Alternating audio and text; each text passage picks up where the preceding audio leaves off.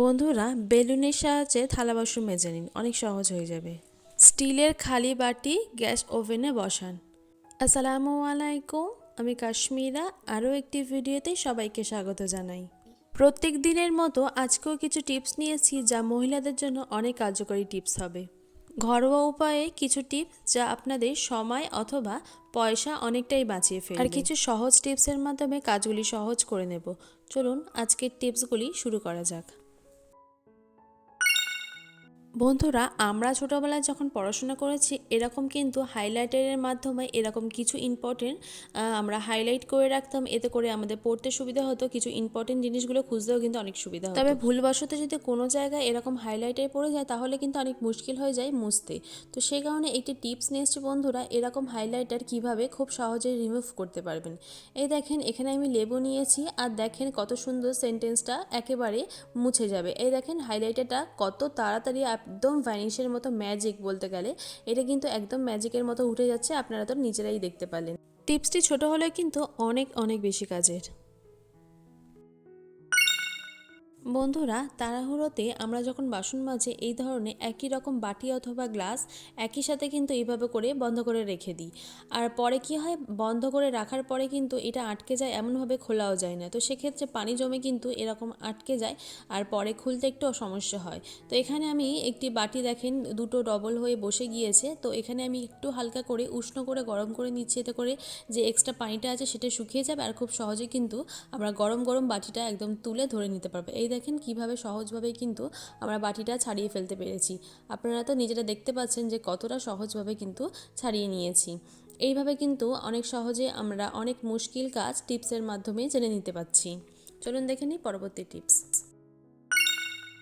বাঙালিদের বাড়িতে ভাত রান্না তো প্রত্যেক দিনই হয়, আর এই ধরনের ফ্যান কিন্তু আমরা ফেলেই দিয়ে থাকি। বেসিনে গরম ফ্যান ফেললে কিন্তু অনেকটা বেশি মুশকিল হয়ে থাকে। তো সেক্ষেত্রে আমরা কিন্তু ফ্যানটাকে গরম গরম অবস্থা অনেক কাজে লাগাতে পারি। এখানে আমি কিচেন যে টাওয়ালগুলো হয় সেগুলোই এরকম গরম ফ্যানের মধ্যে দিয়ে দিচ্ছি, এতে করে যা তেল চিটে আমরা মুছে থাকি সেটা কিন্তু অনেক তাড়াতাড়ি রিমুভ হয়ে যাবে। আর এর মাঝে আমরা অন্য কাজ করে নেব। আর গরম ফ্যানের মধ্যে চুবিয়ে রাখলে কিন্তু খুব তাড়াতাড়ি ময়লাটা উঠেও আসবে আর খুব সুন্দর কিন্তু আমাদের কষ্ট করে আর ময়লাটা তুলতে হবে না। ছোট হলেও অনেক কাজের টিপস। বন্ধুরা, এই ধরনের শার্ট, বাচ্চাদের শার্ট অথবা বড়দের শার্ট যখন আয়রন করি তখন কিন্তু একটু মুশকিল হয় এই যে কলারের যে উপরের বোতামগুলি সেগুলি লাগাতে, অথবা যখন পরার অবস্থায় তখনও কিন্তু কলারের বোতামগুলি লাগাতে খুবই সমস্যা হয়। আর ইস্ত্রি করার সময় যদি ঠিকঠাক না সুন্দর করে ভাঁজ করা হয় তাহলে কিন্তু দেখতেও খারাপ লাগে। তো সেক্ষেত্রে এখানে আমি সেফটি পিন ইউজ করছি বন্ধুরা। কলারের যে বোতামগুলি লাগাতে কিন্তু খুবই কষ্ট হয় আর অনেকটা সময় লেগে যায়, হাতেও ব্যথা করে। দেখেন এইভাবে করে আমরা যদি কলারের বোতামটা সেফটি পিনের মাধ্যমে লাগিয়ে নিই তাহলে কিন্তু খুব সহজে আমরা এই কাজগুলি করে নিতে পারবো। এই দেখেন পরের বোতামগুলি কিন্তু আমরা হাত দিয়ে লাগিয়ে নিলে কিন্তু কলারের বোতামগুলি লাগাতে খুবই সমস্যা হয়। বিশেষ করে হাতের যে বোতামগুলি সেগুলো কিন্তু একা একা লাগাতে একটু সমস্যা লাগে।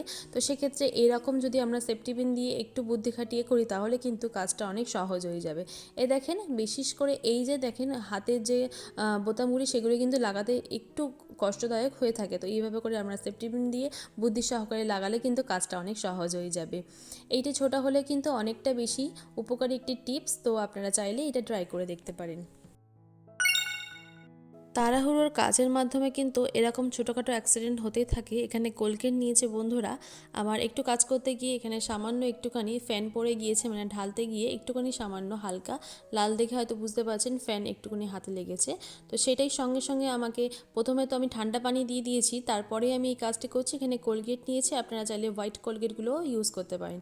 কোলগেটের সাহায্যে আমি এখানে নিচ্ছি একটুখানি হলুদটা কিন্তু খুব সুন্দর অ্যান্টিবায়োটিকের কাজ করব। তো সেক্ষেত্রে আমি হলুদ নিয়েছি আর একটু কোলগেট নিয়ে মিক্স করে হাতে দিয়ে দিচ্ছি। আর কোলগেটটা আসলে কিন্তু জারা পোলার জন্য খুবই ভালো কাজ দেবে, ঠান্ডা হবে। আর প্রথমেই যখন কোনো রকম পোড়া বা ছ্যাঁকা লাগে তখন কিন্তু প্রথমেই ঠান্ডা জল দেওয়াটাই অনেক বেশি ভালো, তারপরে এই কাজগুলি করবেন ধীরে সুস্থে।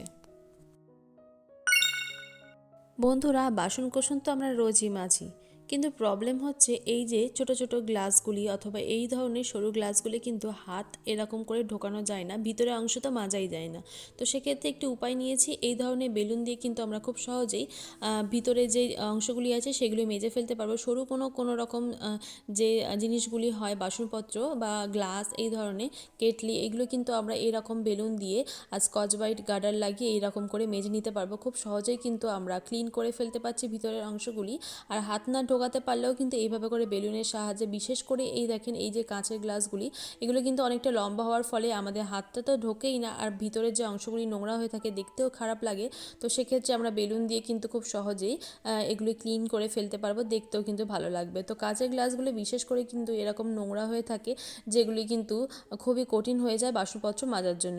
তো বন্ধুরা, আজকের ভিডিওটি কেমন লাগলো অবশ্যই জানাবেন। আজকে এই পর্যন্ত, দেখা হচ্ছে অন্য কোনো ভিডিওতে। আসসালামু আলাইকুম, আল্লাহ হাফিজ, সুস্থ থাকবেন, ভালো থাকবেন।